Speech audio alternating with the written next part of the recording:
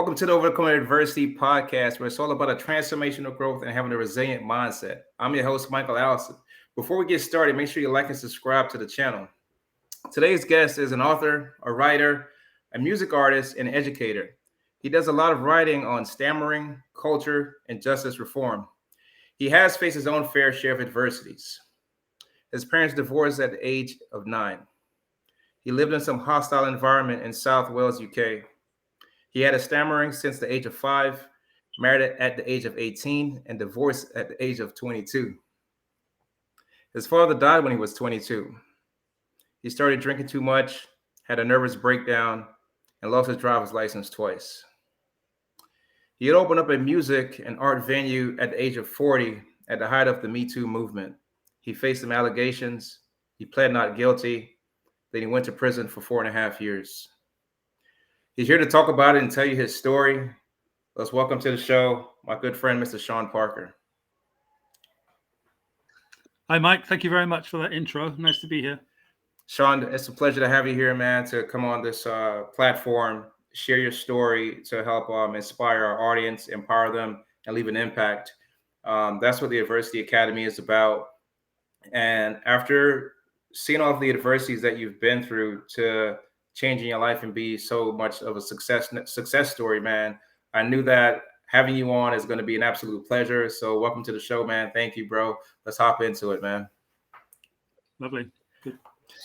So if you can you tell me about your experience growing up in South Wales, and what was that like for you with your parents and some of your upbringing that you had kind of like struggled with while I was coming up?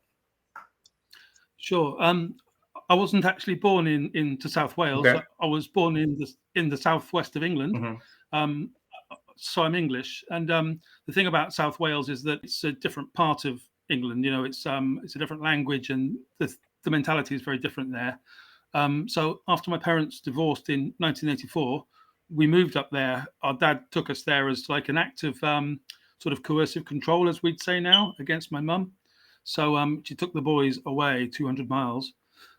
So there in South Wales, just us boys and the father, and the pressure was on to fit in. And I have a stammer. It'll come up here or not, probably. And it's that mixed in with being English in a Welsh school did lead to some bullying, to a very different environment. You know, you don't have to call it racism, but you don't really know what else to call it. You know, it's a different part Right. of Britain, but the hostility is quite strong. So that was the early experience of some bullying, really, I suppose you call it. Wow. So being someone that was going through that type of a traumatic experience, did your parents at the time have any say so in regards to like what you were telling them? Did you like bring that back home, say, hey, dad, this is what's going on, or anything like that? Or did you say, hey, teacher, this is what's going on? What was the culture like back then for you? Our dad didn't wasn't really open to hearing kind of the negative experiences I was having there. We're a typical 3 guys in an 80s household, so it's just really not a very sharing place. You get on with things in your own way. Try to, because you don't want your parents interfering when you're at school, do you? So you know, because you'll get a harder time. I mean, I don't want to overdo the fact that I was bullied, because it wasn't really physical. I'm big enough for it not to be, unfortunately, Right. for others who are not, you know. Mm-hmm. But it was psychological pressure and a good degree of othering, as they put it now. Dad, it wasn't really Dad's.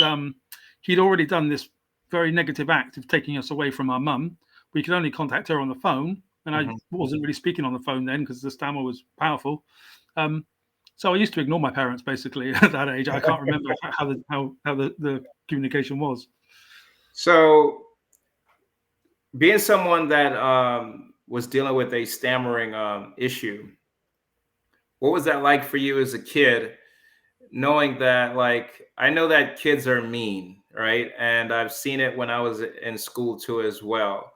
And I say that because when I came from Jamaica and I came to America, I didn't speak English well. So I spoke patois.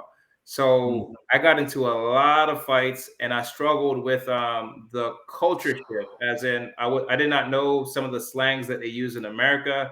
I was not familiar with some of the name brand things that people did. So I got picked on because of the language barrier that I had. Got picked on because of the clothes that I was wearing. I was not wearing the Nikes, the Reeboks, or any of those types of things and stuff like that. So what was that for you, being someone that was stammering and having this type of issue with your speech? Yeah, I used to keep to myself as best I could when it comes to sort of kind of the public speaking at school. Not that you really have to, back then as a teenager, you're not really out there presenting all the time, not that kind of character. But if your turn was coming in an English lesson, you got to read a paragraph or something, kind of kind of out of a book, Right. So it would be coming along, and I love English, so it was it's a shame, embarrassment kind of thing where that just didn't work properly, and I would block on certain words, and eventually eventually the teacher would start to skip me. So it's a mixture of thank goodness for that and shame. That I wasn't picked on by other kids because of that. And when you got onto the rugby pitch, which is huge in South Wales, I became very fast on the left wing, which is like the left wing in American football. Right. It's the same principle, flying down the side. Right. So it used to start to do that instead. There's no speaking there. Pass the ball to Parker, go and score a try, and get your popularity that way. Right.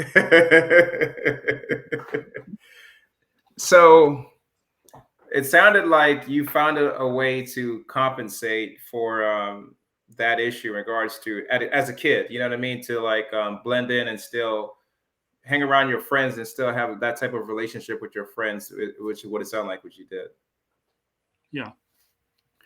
Yeah, that's correct. Yeah. So knowing that your parents had divorced at a young age, did that impact you or bother you in any bit, or you were too young and you never really gave it any thought or looked back at it? I didn't give it much thought at the time. I actually thought it was quite exciting because I quite like change, and it's like, oh, there's a change going on. It's always fun to have a change when you're young.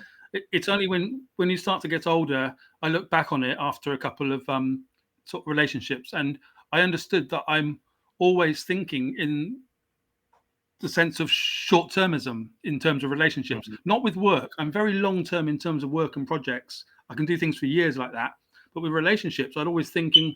So you kind of, it's a self-fulfilling prophecy with that, and I guess that was possibly connected back to that experience, Gotcha. of not having very good examples in how that works with other people. Understood. I could be wrong, but yeah. So being someone that lost their dad, and knowing that that could have an incredibly like challenging impact on you, what was that like for you, knowing that you lost your dad, someone that you grew up with, when it came to like coping mechanism and just moreover with like your mental health? Yeah, it's a huge one. He only died at 67 for him. As you said, I was 22, and there's been lots of studies done where if you lose a parent young, particularly a father as a young man, it has a disastrous effect, which isn't really studied very much. And you don't want to say that too much because you don't want that to affect other people going through it. So it had I started to drink heavily, and I left the first wife now 20 years ago, was it 25 years ago?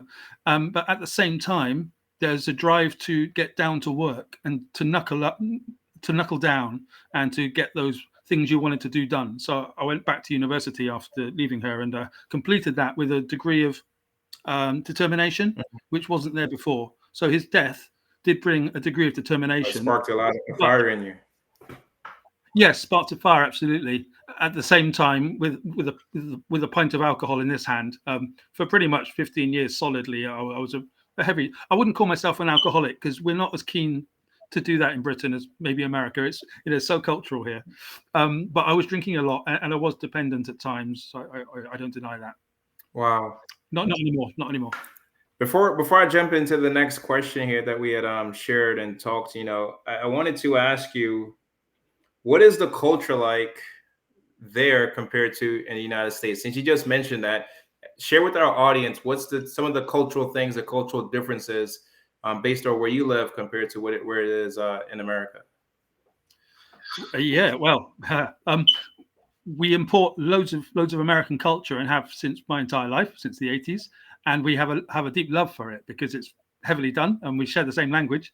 Um, uh, but what is always very noticeable is that America does things on a massive scale, and we enjoy that very much. And our thing is much more small and much more kind of quality based as opposed to quantity based. Not that I'm saying that the American things are not so much in quality. It's just that scale is a big deal. The country's bigger, the attitudes are bigger, and the people are more expansive. And we're rather jealous of that, I think, because we are quite repressed and quite controlled, but also very polite.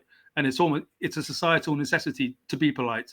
If you're not, you don't get on in Britain if you're not polite in all corners of it. And those kind of codes, like you were talking about, coming from kind of sort of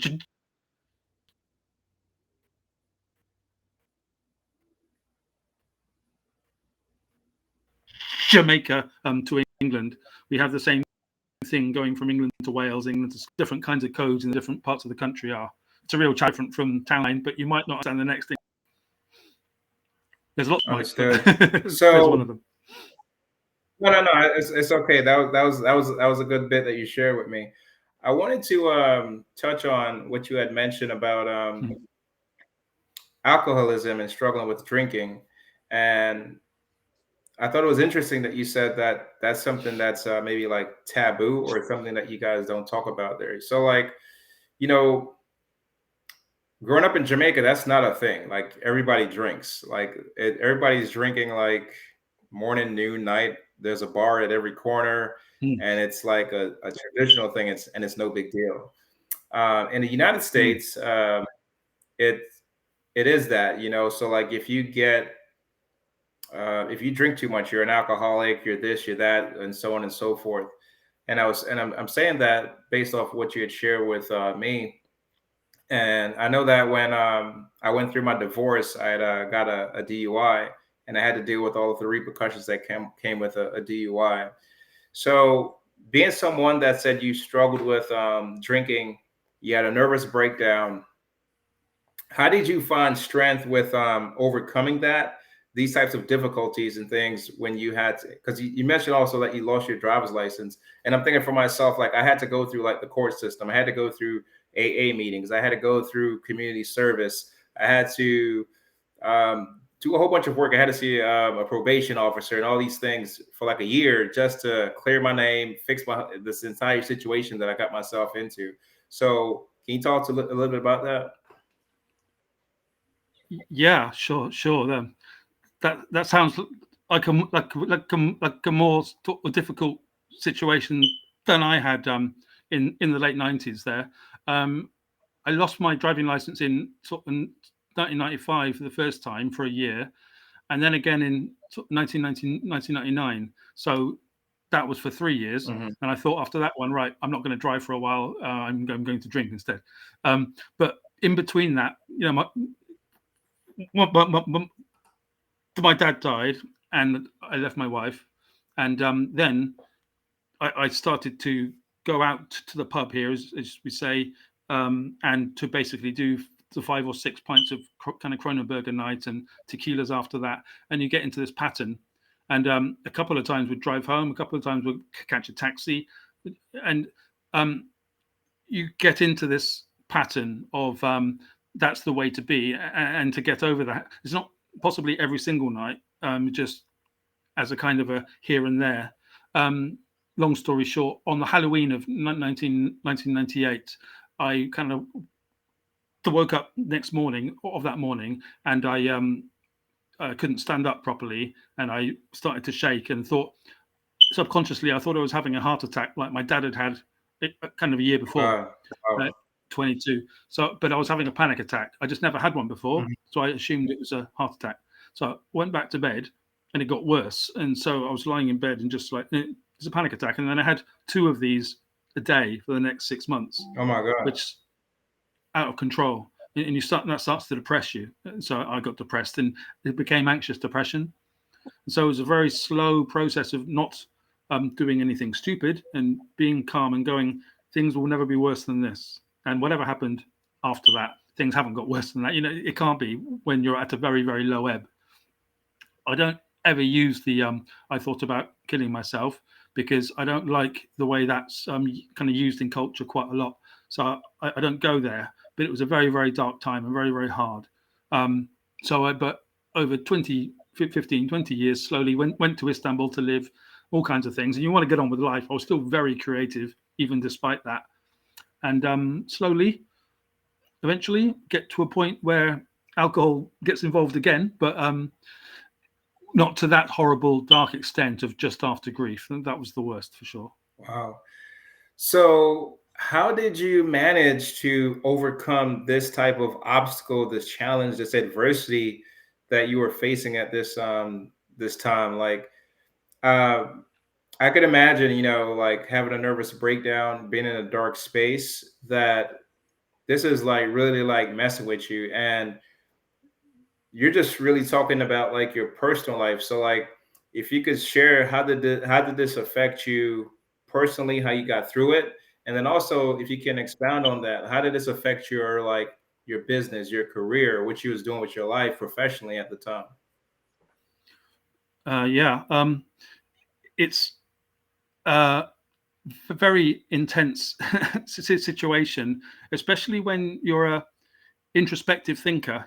I'm an introspective thinker. I think very carefully about things. I'm a writer and academic, and I like that life. But when that combines with kind of depression or mental illness, it can be an internal spiral, and you stop trusting yourself. You stop being able to trust your own thoughts, Hmm.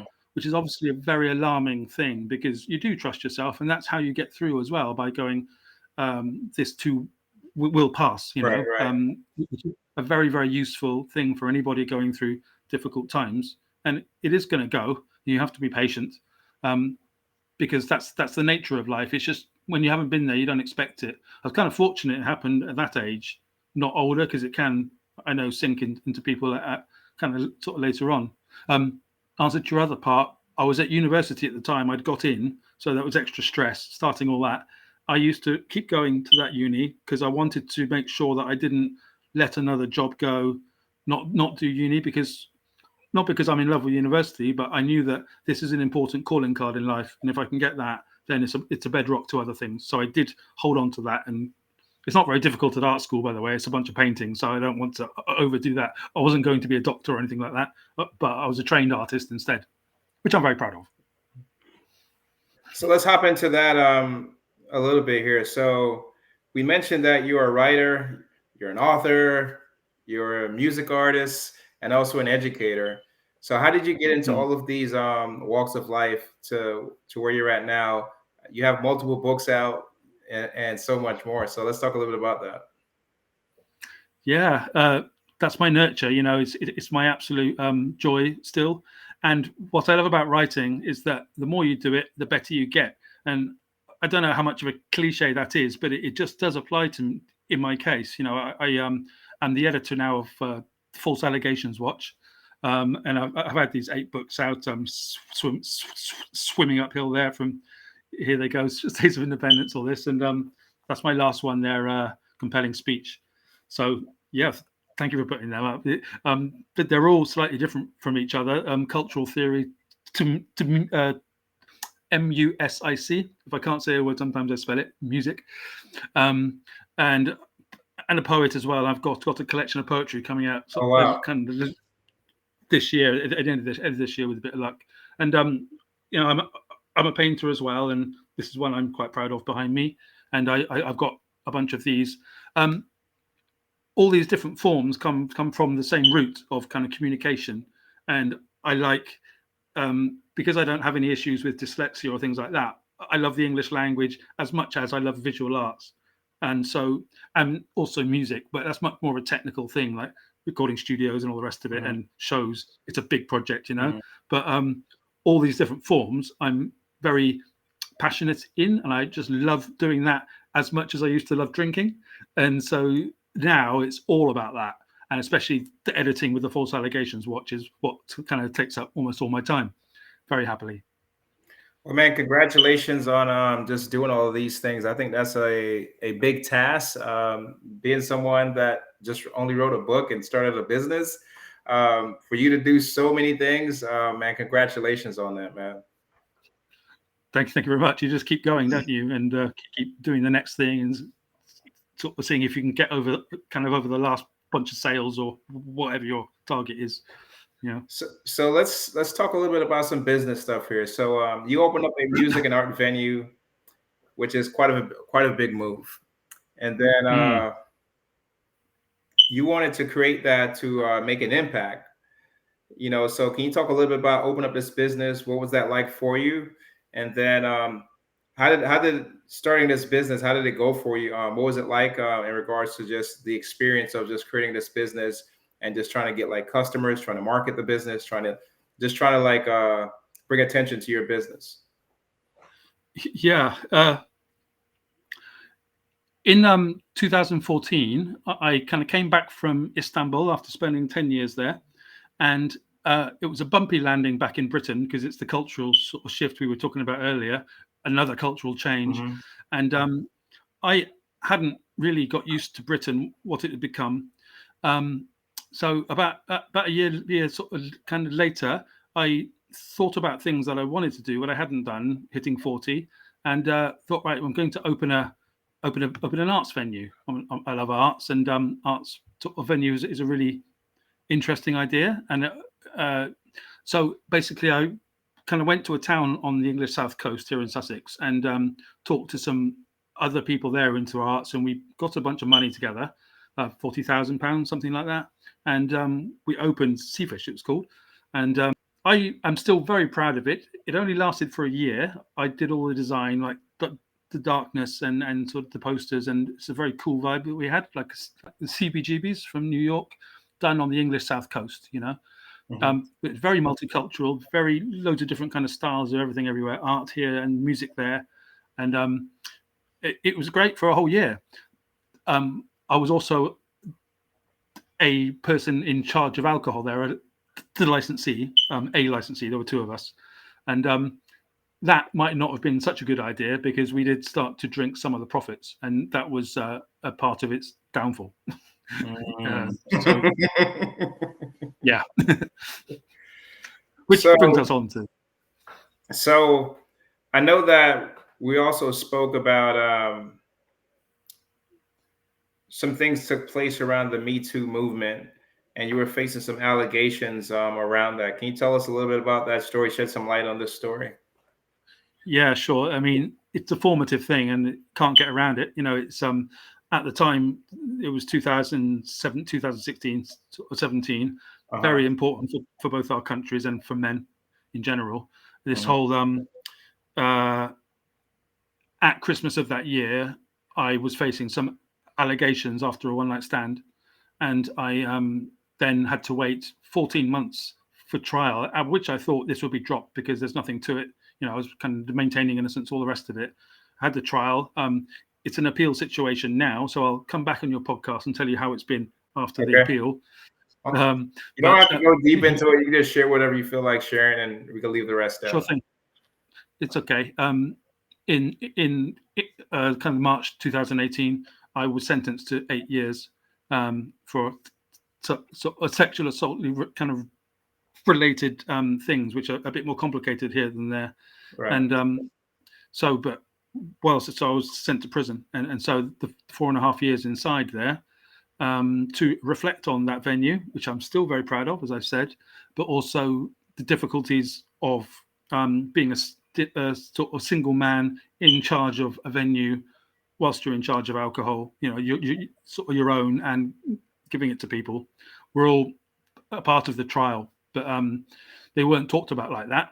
But now, after all that process, I've become the editor of False Allegations Watch because of how culture's gone, I suppose. Wow. So, Sean, I know that going to prison, nobody asks for that. Nobody wants that. And being someone that went to prison, claiming your innocence. So like deep in your heart, deep in your mind, you feel like you should not be there. You're in a place that you don't belong. What was Mm. that like for you when it comes to that experience, when it comes to this particular hardship for yourself and just for like your reputation, because obviously before you went in, I assumed that you had business partners, you had family, you had friends, you had a lot going on for yourself. What was this like for you? Absolutely, Mike. A part of the Me Too thing and a part of any kind of the social shaming is to destroy all that stuff as best as they can. Mhm. To say it is not going to happen in our town again or in our area again, and lots of people scurry away after it's all gone, or as much as they can, they hide from it. Perhaps they're guilty, or perhaps they're not as innocent as they seem. Um, Going to prison is a nightmare for for anybody, of course. But there are some who expect it more than others. Mhm. Is the reality of inside. So, but there's a bunch of people now in English prisons. A little bit controversial here, but just some stats. 15,000 people kind of who are actually kind of maintaining innocence to some degree or other. So out of 80,000 in English prisons. So 15,000 is a hell of a number. And this has all happened over the last 10 years since the Title Wow. IX situation kind of in America has seeped over into England. And it's basically an industrialized offense industry, which is what I report on, what happened to me and happens to many, many other guys. These just things aren't as serious as they're often painted out to be. And so we're part of a movement to change that, I suppose. But you survive it. I'm alive and still happy and positive and friendly. And if it taught me anything, if it helped me to do anything, prison is to discipline things like drinking. Not that I was a big sort of drinker before compared to the times I was telling you about, but I just don't bother at all anymore because to save money and because you don't want misunderstandings like this to happen every year, do you? So Exactly. So how has like your personal journey influenced you in a way to approach adversity and to like help others that has been through some of the same situations and scenario that you've been through? um, okay, sort of hugely, I think. I mean, I am a sympathetic guy at heart and kind and things like that.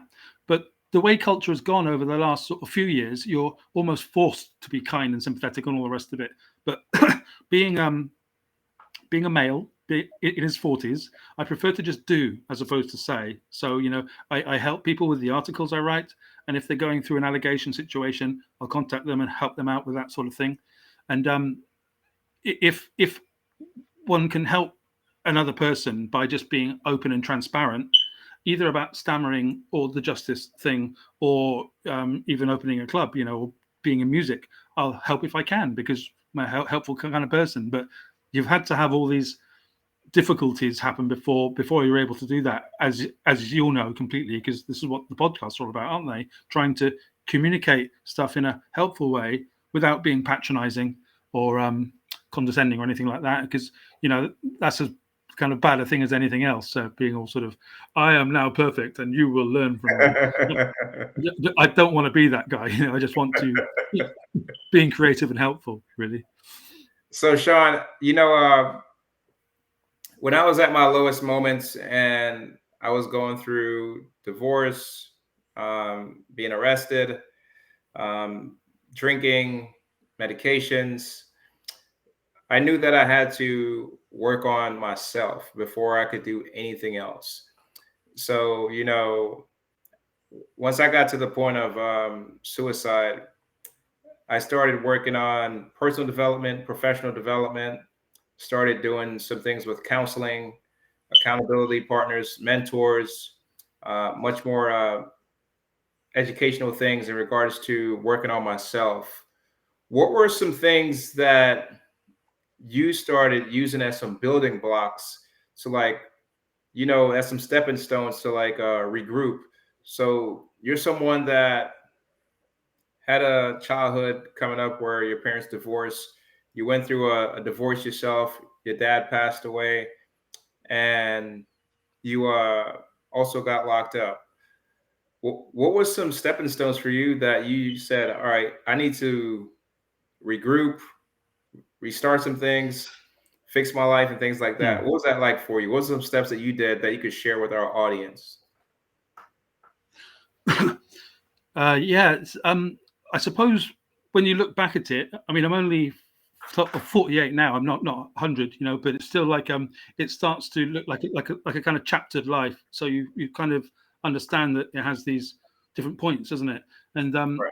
the coming back from Istanbul thing was obviously quite a step, and quite a jolt.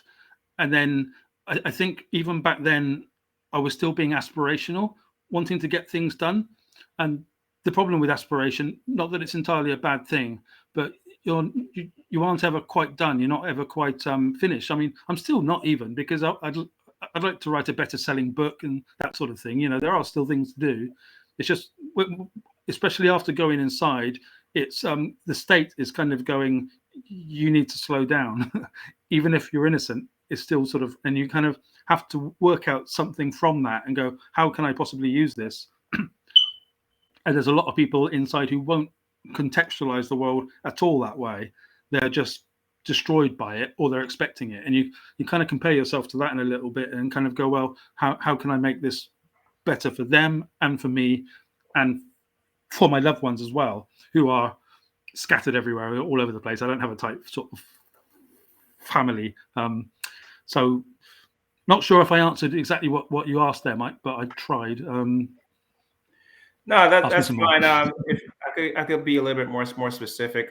When you came back out of prison, what was like one of the first things that you did, second things that you did, third things that you did that said, this is not going to happen again? Either because of what this woman said or whatever, and I'm not going to be back here again. What is it that you did when you came out that said, it's time to change my life? Okay, yeah. That sort of change did happen, and it was back in 2018 at the start of the sentence, at the end of the trial, where it's like, my goodness, what has happened to justice? Not that I was very used to it. So at that point of a degree of depression in prison, but it's not like the depression I was talking about earlier. It wasn't like an internal mental thing. It was more of a situational, like, Christ, I've ended up in prison now. What am I going to do about this? And so at that point, it's like, I don't like to waste time anyway. So I started to work out to make sure that didn't go wrong, the body shape and things. But then I realized I was torturing myself after 6 months of that. Not an unfit guy. So I just started to kind of sort of get everything into a disciplined sort of place, box things that would go forward in a better way. So yeah, I think it was sort of 2018 that I decided this will never happen again. But I didn't sort of think I'm not ever going to drink and I'm not ever going to meet a woman. I just thought those things don't have to be as important in my sort of life as they have been until now. All that testosterone that a younger man necessarily has, and importantly, testosterone's a good thing, not a bad thing. I definitely agree with that. But all those urges as a younger man do start to become expressed in a different way, don't they? I mean, thank goodness they do. So into kind of creativity, into caring, into communication like this, I guess. I didn't expect to go into a podcasting career after it, but this has all opened up since I've been away. So I wanted to talk a little bit about the compelling speech. If you could tell us a little bit about this book, what should readers take away from this book? Why did you write this book? And how could this story help a listener that's listening to this podcast? Okay, yeah. A compelling speech here is I actually wrote it kind of in prison, in the Dartmoor prison here, and started it as a long-term project. I'm like, well, I have the time to do this now, or time to plan it. So I started to write it by hand there, and then when I came out, I kind of typed it up. It's a memoir version of a TED talk that I also gave in 2013 in Istanbul, called Stammering in Creativity. It's available online somewhere. under my name, and that book talks about the right and the left brain thinking idea of speech production, and the creative part of speaking comes from the right brain, as they've proven with kind of scans and things like that. There starts to flash when you're being artistic, and the systematic part of speaking comes from the left. And there's a theory that these two are differently at war in the mind of a person who stutters, and the left brain structural will interfere with the creative right one, and that will then become a kind of a battle inside, and that hits the tongue, all in very real time. So because I'm not in control of my own speech on a bad day, on a good day I won't even notice it. And so I put all of these ideas into the book as a memoir of life and how it was like over the 45 years. Also kind of mixed in with some humor. I enjoy a sense of humor, and how stammering is seen in society, in like the film's called The Fish Called Wanda and Gareth Gates, and you've got some amazing young sort of singers in America, and how the stammering is seen as quite a soft disability, but it is a disability. But it's having an argument in kind of in the world of disability rights. There are people who say it's a disability, and there are those who says it isn't. And I'm not quite sure about that question, and lots of speech therapists aren't either. So it's all those little ideas into quite a thin book. It's not very big, but it's a very cute little memoir. It's about 100 pages, and it's got 5-star reviews on Amazon, so that'll do me fine. Yeah. So that's my last one. Gotcha, man. Thank you for sharing that. How do you believe that society could be maybe inclusive or just do better when it comes to situations like yours with the Me Too movement? Because it leads to some of these like cultural types of biases and things like that. How do you believe that this situation that's going on now could just be much more fair, and where people could be treated fair? What a great question. There is an issue right now with the fact that certain ideological forces are at work at the top of the institutions across the Anglosphere, England, America, and Australia, where basically there's a campaign against men. And I could soften that, but I don't think I need to. It's all over the media. Our sort of the natural kind of urges of heterosexual males are being completely worked away on, and it's a big problem. And so what we would like with False Allegations, Watching and Empowering the Innocent, is to restore some balance to sort of sexual assault law in the UK. And if that affected people in America, all the better. And what's happening over the last 20 years is an erosion of the innocence till proven guilty principle. So now it's guilty until proven innocent. But they haven't said that, they haven't admitted it. But each time they try and push an extra thing through, that's what they're doing. And there are just many thousands of people put away, as I've said, if not completely innocent, then very, very much overblown situations. So I'm not a men's rights activist, not that I have anything against them. I'm an equal rights person, and things aren't equal right now. So despite the stammer and despite my old drinking habits, what's happening to men is much more serious than that. And I love women, by the way. I'm far from a sexist. I'm very, very pro women's rights too. Equality. But we're not in an equal situation. And so it's taking very reasonable people like me and starting to radicalize us into sort of saying, well, we need to do something to help the sons and our brothers, Yeah, that's what I was saying. I think there's things that leads to these cultural biases. I think there's lots of things that lead to these different types of movements and things like that.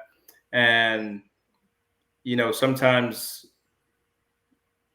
the substance behind it needs deeper research, deeper thought, opposed to jumping to conclusion and everybody jumping on a gravy train sort of thing. Absolutely. It, Yeah, go ahead. it's a Go ahead. business. It's a business now. It's a huge business, starting with the Title IX, going over into the Me Too, and every time there's one of these things supported by the lawyers over here, that then is affected by the police forces, who are incentivized to up charges and to, if not completely invent, then to massively overblow these charges, and the demonization of men helps that along the way. But people are starting to realize that these things are being, people are being handed out of their jobs for no reason but for a hand on a knee, or being too cheeky, or a comment here and there, and they're coming for the language. So even the progressive types like me are going, "You're coming for the language now," Mm-hmm. So without even getting into the trans debate, which I'm sure is another whole area of things we could go into next time if you want. So, what role does music and art play in your therapy? And your well-being, and your wellness and your health. And I say that because for me, that's like a comfort for me. Like getting on this podcast and talking to people is a comfort or a little bit of therapy for me too as well. So what is it, music and art for you, whenever you are doing it and going through it and experiencing it? Lovely question. It's absolutely core. It has been since I was 14, and I mean, I think the one that sticks out the most is kind of it takes a nation of millions to hold us back by Public Enemy. Was massive to me in '87, I think, and at the time I was on that kind of old school hip hop thing. I also did a drawing of Prince on the cover of his album To Love Sexy, where he's naked basically. So I did this kind of picture of Prince, and I went, "Hey Dad, look at that." And I think the first thing he thought was, right, that boy's gay. But then the second thing he thought was very creative. So those two things were so important even back then, and it remains so.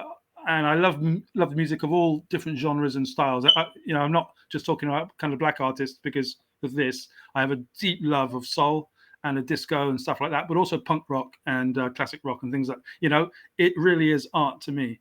And I'm as happy painting one of these as I am writing a song, though I haven't done as much on the music side since prison, because it's a massive project, that doing an album. But doing a picture is a different project. It's very just you and the canvas, So, but answer to your question, it gets me back to myself instantly. And each time I do it, like I said, with the articles especially, it gets a bit better, which is incredibly valuable as you get older, for a thing to get better, when you're falling apart physically. No, not really. Before I get to my next question, you just mentioned writing articles. Can you talk a little bit about like the articles that you're writing with your company? Sure, yeah. I with the Empowering the Innocent project, which is the brainchild of Dr. Michael Norton, who's the chief miscarriages of justice expert in the UK. He has been a professor at the University of Bristol for about 25 years, and I actually contacted him whilst I was in prison. Then once I came out, he said, "You should be the editor of this project he's got, False Allegations Watch." I said, "Love to," and because he could see my passion for it and skills in writing. So I often report back on whatever story comes to us from Twitter or from the media sphere, whatever's going on, up to Marilyn Manson. Mr. R. Kelly, we've got a case from him up there. He's maintaining his innocence, of course, and lots of cases from America, basically. Mr. Craig Williams, but also loads from Britain. It's not divided on those lines, and I quite enjoy comparing the two systems about how we've imported loads of the legal structures for Me Too and Title IX over to Britain, and that's very educational for English people, and it makes them feel better about what they're going through as well, particularly the mothers.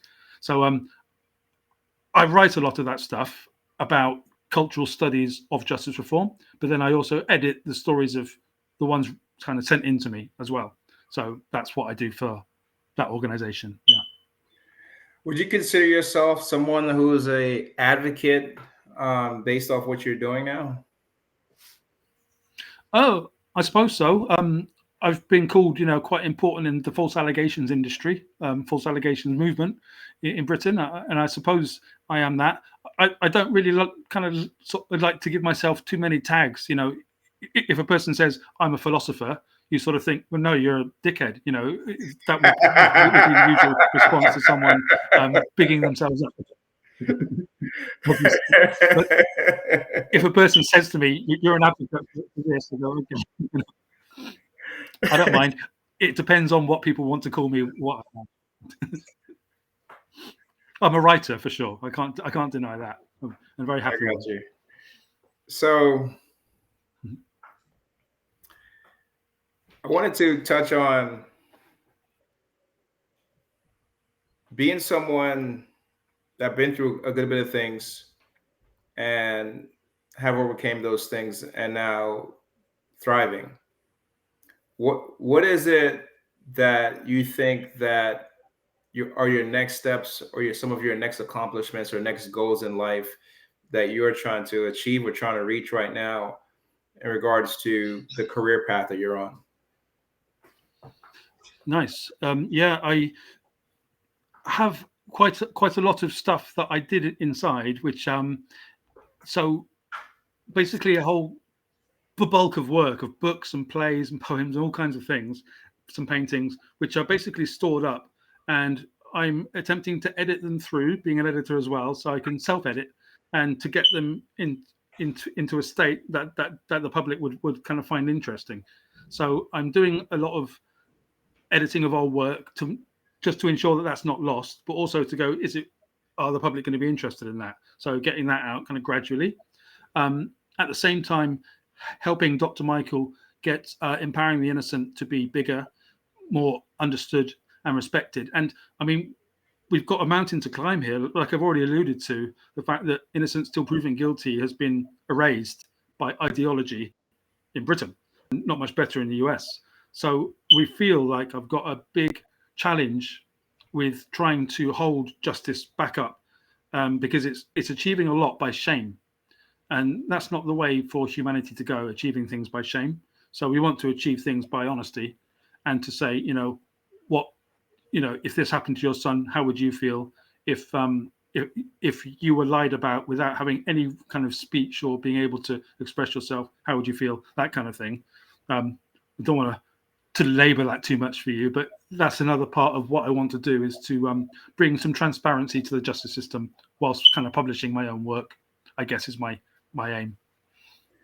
No, man, I commend you, man, and I think that's some brave work to do something like that. I think for you to spotlight an area where you believe that there is an actual cause, I think that's pretty phenomenal. So I salute you for doing that, man. Thank you so much. I also wanted just to share with you. So, as a kid, one of my gifts or talents was art. So I used to paint, I used to draw, I used to do comic books, and I found that it brought so much out of me that like I never knew. You know what I'm saying? As I think I'm a deep thinker when it comes to expressing myself. And I found that I was able to do that through my art. I'm not a musician like you or anything like that, but I could do it through the artwork. Mhm. When it comes to expressing yourself with art, do you plan on doing much more of that and expressing yourself more with some of the things that has happened to you that you've been dealing with, or some of like your causes and things like that? As I think of art, I just know that you could express so much of either some things from your childhood, some things from like a relationship, some things from prison, something that took place with the reform. You know what I mean? So, do you have any thoughts or any initiatives around that where you're going to say, I'm going to take all of these things that I've experienced in my life, or that I know that men are going through, or people are going through in general, or just some of these cultural differences and things like that. And so I'm going to put this on a canvas. Mm-hmm. It's a really good question, and that's exactly what to Dr. Norton again is very passionate about art and kind of anyway, and kind of creativity in general, as am I. And we've got a plan to basically do innocence art, where there are certain things that I've kind of created, which are basically portraits of people who are kind of for maintaining innocence or have been through the justice system. There's a portrait just up there. I was about to grab it, but then I realized I don't know the person that I did. I just finished it yesterday. I'm not entirely sure that he wants to be referenced, so I'm going to leave it there for now. Okay. There's, if a person's case really moves me, there's a chap called Mr. Andy Malkinson, and this case is out in the media and he's open. He's just been awarded an appeal after 18 years inside for a rape committed in 2003. And the DNA they've just discovered in the last couple of years wasn't his. So after spending 18 years and saying, I didn't do this, the appeal court have said, it doesn't look like you did do this. So he's been kind of awarded the appeal to go ahead. And it looks like eventually he's going to be exonerated. We're all praying for him. And about six weeks ago, I did this kind of portrait of him, which I'll get out and I'll email to you. Which share is, it with I'm me, very man. I'll post it. I'll post it on the podcast, or I'll post it whenever we release your episode of the podcast. It'll be a part of the story too that we put out there as well. Lovely. I'll get that out for you. It's going to be a part of Innocence Art because it's a goodie. It works, and I kind of do these portraits, but also things like stuff that's just a bit more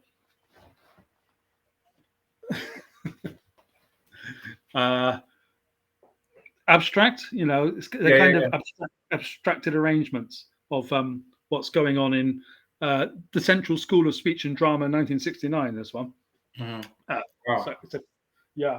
No, that one is lovely. Thank you. It doesn't have very much to do with justice reform, though. So it's a bit more of a historical piece, coming back to my dad's time. So yes, I hopefully this kind of the Innocence Art Project's going to be up and running by the end of the year, though Dr. Michael's still working on it with ideas for it. Man, I just had an idea that just flashed through my head of what I would probably do or add to a project like that. Just like all of my creative juices just sparked from what you just said. And but I wanted to ask you, there's so many people that are in jail or locked up for like stupid crimes or things that people are considered that were crimes probably 20 years ago that today are not even considered crimes and still are facing time for some of those situations. And the story you just shared, there is a football player here in America. He played college football, and the girl said that he raped her. And then it showed that he did not rape her. She lied on him, and he was in jail for over 3 or 4 years. But he could not play in the NFL. He could not make any money. He could not do anything. And I wanted to ask you, what are like the retributions or anything like that in your country compared to in the United States? And I say that because sometimes there may be some monetary benefits for someone that has faced some time that the country will say, hey, you spent 20 years in prison. Here's 20 years of money that you missed. What is it like in your country? It's very difficult to get an appeal here. You have to have the new evidence or have to prove that a thing went wrong at trial. And for sort of sex offences, you don't need evidence to put someone away in the first place anymore. They've removed this, and that's going to get worse this year, which is the thing we're working on. If you can prove beyond a reasonable doubt on appeal that you definitely weren't that person and it definitely wasn't rape, then you might get compensated. But Mr. Malkinson, I think, will, because it wasn't him. But a lot of the time, especially with the footballers and people you're talking about, sex did happen, but it was mixed consent. She says it didn't, or she didn't know who's a footballer at the time and was super rich, and then he dumped her. That kind of thing is happening more and more here with our footballers as well, our soccer players, Wow. and they're targeted left, right, and centre. And a lot of the time they happen to be black. Not that I'm going to go on about that point, but it's a thing we've all noticed, though there are white people too. It's really about the amount of money you've got a lot of the time. There are false accusers out there. That's not everybody. That's not the whole of the story, but it's a lot more than lots of our media want to talk about. And so, it's very difficult to get compensated. But if you can prove it definitely didn't happen, then you might. Then perhaps I will. I don't know. We'll see in the end. But I'll keep you posted on that. I guess we'll see, man. So, got a couple more questions before we hop out of here, Sean. So, did you ever face any sort of like resentment based off some of the situations and circumstances that you were in? And then from those resentments, if you did you have to go through a level of forgiveness so you could move past whatever situation that you were in to get past a hurdle or a mental block to get to the next level in life where you're at? As the first allegations were being made back in 2016, there was a social media pylon on me Oh, wow. from Okay. from the complainant's boyfriend, one of them. Mm-hmm. And so that happened on social media, which is very, very strange. The first time, of that kind of thing happening, attacking me and attacking the venue, like putting us as the same organism. And that was very painful. I had to leave town. I just felt really uncomfortable because I'm not used to being attacked and I didn't know why I was being attacked. It's just this guy was very pissed off with me. So there was that to deal with. And then after the actual conviction itself, I go away. Lots of people kind of abandoned me. The TED talk was taken down by TED. The BBC, had a play of kind of one of my songs. BBC, they took that down. And after I got out, I was going to be a writer for a magazine, and they put my first article up. Then they checked my bio, went to do some more deeper digs on it. I would have told them about everything, but they just took it down kind of immediately, and without even asking a word, and blocked me on Twitter and everything. And I'm like, how childish is this? Like being cancelled off the cuff like that. So That's if it that wasn't cancel people, culture. it was cancel culture in action, which is my current subject in writing. I'm collecting all this stuff of myself and others. People are cancelled for, like the footballers we were talking about, disastrous for them because it's a purely professional and money thing. When it's a creative, they're people will buy a book because they like you. It's not really about footballing and not scoring goals. It's Right. about how you present things. And the only way to counter this is to be yourself, which is what I've noticed anyway. Not that Wow. I'm that big a profile, but it's just kind of relative. So how is it these days that you stay positive, you stay motivated despite all of these adversities that you face? Stuff like this, man. You are. I suppose I did have a kind of a redemption thing inside, but it's a bit unconscious. I can't really pin it down early on. I'm going to focus afterwards, and to do all the creative sort of things. So I'm a naturally positive person anyway, which doesn't really help for the context of our kind of podcast here. But I just happen to be intrinsically positive, which is helpful. But if people who aren't feeling like that feel have been falsely accused or feel a bit sensitive or like I couldn't do what he does, just think about what you do well, and you know that part of yourself is untouchable, and that you can do that. You can score a goal, you can cook that meal, or you can paint that picture. That's yours, and people can't take that away from you if they're going to take other things. And I think that's probably what helped me. Absolutely. Yeah. So, Sean, as we get ready to wrap up and get out of here, man, I've listened to your story. It's an absolutely amazing story of someone that overcame some insurmountable adversities and challenges. And Mm. for you to come on here and be so open, transparent, lots of people would not talk about some of the things you spoke about. Some of the things that some men may have dealt with probably would not talk about some of these things too. So, man, I applaud you for coming on here. I applaud you for being transparent and being totally authentic. What are some advices or some lessons that you could leave with our audience based off some of the things that you've been through yourself? Uh, I guess, as I've kind of alluded to, is I mean, it sounds obvious to just say be honest with yourself and be open, but it's not. It's not a very easy thing to do, and in a lot of our jobs, we're not allowed to. Like if you're a politician, you're not allowed to be open. You can't tell the truth on every subject, and we are being brought to the point where you are not allowed to say what you think a person's sex is, even if when you know.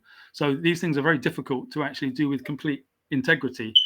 Just to give you a hint on my stance on the trans issue, but it's like people should be able to speak their own truth.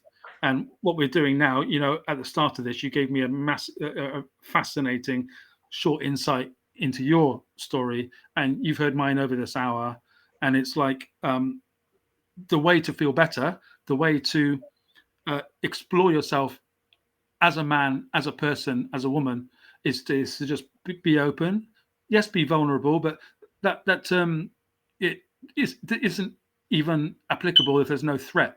And what are you and I going to do? We're no threat to each other. We're just living in the same world and enjoying each other's experiences. Maybe it helps to be a little bit older, but yeah, just to live in your own truth, I suppose.